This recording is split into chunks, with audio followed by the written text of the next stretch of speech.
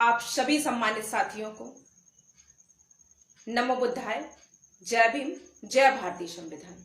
SC ST को शहरों से बाहर पलायन करने की जो सरकार की चाल है, जो मौजूदा सरकार है उसकी चाल है, वो चाल मैं बताना चाहूंगी आपको साथियों, कुछ फिल्मी बातों के अनुसार।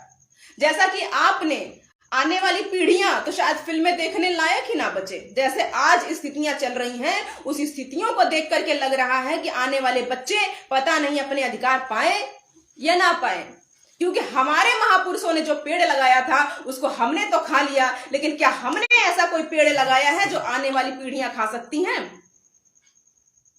अगर नहीं लगाया है तो आज सोचने की जरूरत है या आज से ही हम लगाना शुरू कर दें, वरना वो दिन दूर नहीं कि जो पुरानी स्थिति हमारे पूर्वजों की थी वो हमारे आने वाली पीढ़ियों की हो सकती है। वो पीढ़ियां कोसेंगी कि अनपढ़ लोगों ने हमें, हमारे देश को आजाद करा दिया, लेकिन तुम पढ़े लिखे होकर के भी आजाद हुए देश को गुलाम करने का काम कर गए। साथियों, जैसे आपने देखा होगा कि कुछ पहले पुरानी फिल्में आती थी, होता क्या था उसमें, कोई गरीब व्यक्ति होता था, उसको अपनी बिटिया की शादी करनी होती थी, फिर वो किसी बड़े पैसे वाले सेठ के पास जाता था और उसे कर्ज लेता था, और कर्ज लेता था और अपनी बिटिया की शादी कर देता था। दूसरे या तीसरे या चौथे दिन आकर के वो ठेकेदार, वो पैसे वाला व्यक्ति जो बाबू साहब होते थे, वो आते थे और कहते थे कि मेरा पैसा वापस करो वरना तुम्हारी जमीन हमारी होगी। वो कर्ज देने के नाम पे कर्ज देने के नाम पे जमीन ले लेते थे। वो आपको शराब दारू पिला करके जमीन आपकी लिखवा लेते थे। वो आपको अनपढ़ समझ करके आपसे झूठा ही आपको आपका लाभ दिखा करके, अंगूठा लगवा करके वो आपकी जमीनों को ले लेते थे। वो फिल्में, आप पुरानी फिल्मों को उठा करके देखिए, ये सारे दृश्य आपको देखने को मिलेंगे। उसी प्रकार आज की जो मौजूदा सरकार है, वो शिक्षा पे खर्च करने के लिए सरकार के पास बजट नहीं है, सरकार के पास पैसा नहीं है, लेकिन मंदिरों का जीर्णोद्धार करने के लिए सरकार के पास बहुत पैसा है। आप देख लीजिए, जितने भी सरकारी बैंक हैं उसको लुटवाने का काम केंद्र में बैठा प्रधानमंत्री करवा रहा है, और जो हमारे स्टेट में बैठा मुख्यमंत्री है वो सिर्फ मंदिरों पे पैसा खर्च कर रहा है, जनता के शिक्षा पे, चिकित्सा पे नहीं खर्च कर रहा है। पहले दोहरी शिक्षा लाई गई, यानी महंगी शिक्षा और अच्छी शिक्षा, और घटिया शिक्षा और सस्ती शिक्षा। दोहरी शिक्षा नीति लाई गई, और दोहरी शिक्षा नीति लाने के बाद धीरे धीरे जनता से पढ़ाई का मोह भी खत्म कर दी गई। अब क्या हो रहा है, आज के युवाओं को आप देख लीजिए, वो मजदूरी कर लेंगे, कहीं नाच लेंगे, गा लेंगे, मनोरंजन चल रहा है। आज के युवाओं को लग रहा है सबसे आसान क्या है, कहीं गाना सीख लो, थोड़ा बजाना सीख लो, थोड़ा नाचना सीख लो, यूट्यूब तो पैसा दे ही रहा है, यूट्यूब पे अपलोड करते रहो और पैसा कमाओ। वो पढ़ाई लिखाई से कोसों दूर हो चुका है। तो जब हमारे लोग एजुकेटेड नहीं होंगे, किसी अच्छे विभाग में नहीं होंगे, तो हमारे अगर सरकार भी बन जाती है समाज की, तो हम शासन किस पे करेंगे?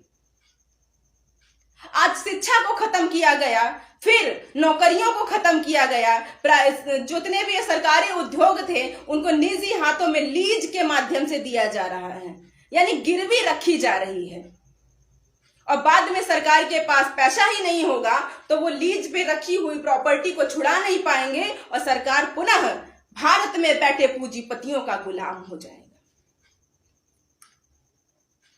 अब देखिए कि जब शिक्षा नहीं होगी आपके पास पढ़ाई लिखाई नहीं होगी तो आपको नौकरी नहीं मिलेगी, और जब आपको नौकरी नहीं मिलेगी तो आपका एकमात्र साधन है खेती किसानी, मजदूरी करना। अब सरकार की नीतियों को आप समझिए कि पहले जैसे मैंने बताया कि फिल्मों में होता था, फिल्मों में आपने देखा, मान लीजिए आपके समय में इतना अधिकार आपको मिल चुका है, लेकिन मान लीजिए आपके बाप दादाओं को वो अधिकार नहीं रहे होंगे, वो आपने नहीं देखा, तो फिल्मों को तो देखा ही होगा ना, पुरानी फिल्मों को। तो उस तरह से आपको डरा धमका करके, आपको कर्ज दे करके, आपका अंगूठा लगवा करके, आपको शराब पिला करके, इस तरह से आपकी जमीनों को हड़पा जाता था। अब शिक्षा नहीं है तो अनपढ़ है, पढ़ना लिखना नहीं आता है तो उनकी जमीनें तो वैसे भी जानी है। भाई कोई भी उनको बहका करके उनकी जमीनें ले सकता है। अब क्या है, इस तरह की चीजें थी, इसलिए ऐसा किया गया था कि एससी की जमीन कोई एससी ही खरीदेगा, अन्य जाति का कोई भी नहीं खरीद सकता, अन्य जाति का कोई भी नहीं खरीद सकता। इसलिए क्या किया गया था, कानून लाए गए थे। इसलिए कानून लाए गए थे ताकि कोई भी अन्य जाति का व्यक्ति जो हो एससी की जमीन को मतलब डरा धमका करके, शराब पिला करके या किसी भी तरीके से उनकी जमीनों को हड़प ना ले। इसलिए कानून लाए गए थे साथियों। उसमें कानून जो था आपका 1950 में लाया गया था, जमींदारी विनाश एवं भूमि व्यवस्था अधिनियम 1950 लाई गई थी, जिसके तहत ये था कि एससी की जमीन सिर्फ एससी ही खरीदेगा।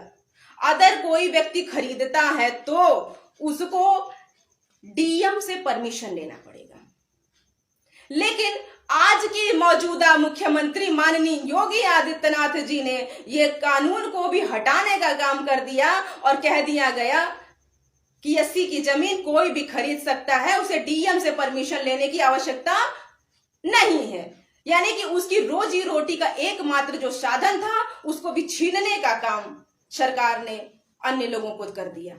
साथियों, मौजूदा सरकार की चाल को समझिए समय रहते हुए और एक हो जाइए और अपने बच्चों के भविष्य को, सरकारी उद्योगों को, व्यापारों को बचाने के लिए काम करिए, क्योंकि जमीन आपकी जो खत्म हो जाएगी तो आप कहीं के नहीं रहेंगे। आज हैसियत होती है, आज आप देख लीजिए किसी लड़के की या किसी परिवार की आप बात करते हैं तो वहां पे ये देखा जाता है कि बच्चे के पास यानी परिवार के पास कितनी खेती है, यानी खेती के हिसाब से हैसियत को नापा जाता है। अब शहरी लोगों को शहर से पलायन करने का काम मैं बताना चाहूंगी कि जब गरीब एससी एसटी ओबीसी के पास शहरों के आसपास जो जमीनें थी, वो उस जमीनों में घर बना करके रहता था, रुकता था और वहीं से कुछ कमाई, मेहनत, मजदूरी करके अपने कमाई, अपने भोजन का साधन इकट्ठा करता था और बच्चों को पढ़ाने का साधन इकट्ठा करता था। अब शहरों से पलायन करने का काम किया जा रहा है, जबरन उनको डरा करके, धमका करके, अंगूठा लगा करके या उनसे जबरदस्ती करके या उधारी दे करके उनकी जमीनों को हड़पा जाएगा और शहर से गांव की तरफ भेजा जाएगा। एक दौर था साथियों कि ये जो शोषित वंचित समाज के लोग थे उनको बिरादरी से बाहर रखा जाता था और वो सिर्फ दोपहर में निकल सकते थे, सुबह शाम नहीं निकल सकते थे, क्योंकि उनकी परछाई अगर किसी को लग जाएगी तो लोग अपवित्र हो जाते थे। आज पुनः उसको किया जा रहा है कि पहले तो उन्हें शहरों से निकाल करके गांव की तरफ भेजा जाएगा, अब उसके बाद गांव से भी रहने लायक नहीं छोड़ा जाएगा। उनकी जो कुछ जमीनें होंगी उनको खरीद लिया जाएगा। ये सरकार की, मौजूदा सरकार की चाल है। और इसको अब मजे की बात तो आप देखिए कि हम जिसे कहते हैं कि एससी एसटी ओबीसी हमारा भाई है, वो भाई एससी के लोग भी नहीं बोल रहे। एससी के जो तोताराम बैठे हुए हैं, आखिर उन्होंने बहुमत की होगी तभी तो ये कानून पास हुए होंगे। और मजे की बात तो आप देखिए, जो ओबीसी को हम अपना बड़ा भाई बताते हैं वो ओबीसी भी शांत बैठा हुआ है। अगर ओबीसी शांत बैठा हुआ है तो इसका क्या समझेंगे? किस ओबीसी ने खड़े होकर के हमारे अधिकारों के लिए काम किया? और बाद में जब चुनाव नजदीक आता है तो नेता कहते हैं कि जनता एक हो जाए, जनता एक हो जाए, हमें वोट दे, सपोर्ट करे। भैया आपको क्या वोट के चुनाव के समय ही जनता याद आती है? जनता के हक अधिकार छीने जा रहे तब कहां आप मर गए हैं? ये जनता को आज समझने की जरूरत है। अगर आज भी जनता नहीं समझती है तो एक एक करके आपको वो दिन दूर नहीं कि आपको शहरों से दूर हटा करके गांव में किया जाएगा और गांव से हटा करके एकदम से ऐसी जगह पे रख दिया जाएगा जहां आपको कोई सुख सुविधा नहीं मिलेगा। इसलिए साथियों, समय रहते अपने अधिकारों को समझिए, अपने अधिकारों को समझिए, अपनी शिक्षा को समझिए, क्योंकि धीरे धीरे करके आपका स्टेप वाइज स्टेप सारी चीजों को खत्म किया गया और हम जनता बस 5 किलो राशन में ही खुश हो हो रहे हैं। लेकिन मैं आपको कहना चाहूंगी, अगर आपको 5 किलो राशन जो मिलता है तो वो आपका अधिकार है।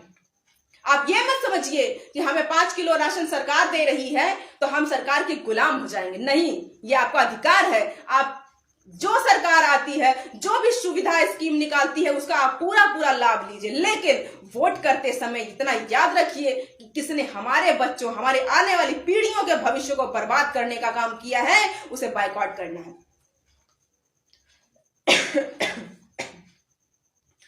साथियों,